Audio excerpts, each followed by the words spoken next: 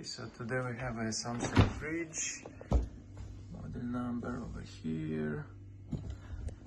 The complaint was that the ice maker the ice cubes are too big, and when we look at the old ice maker, we can see that the ice cubes not fully coming out. So basically they get stuck to the tray and they're not coming out fully. Here we have a new ice maker with a nice smoother surface, and right now the ice maker should be fixed and it's gonna make nice cubes. And after installation, we're just testing the ice maker that it's all working properly and the water is flowing into the tray. Another tip,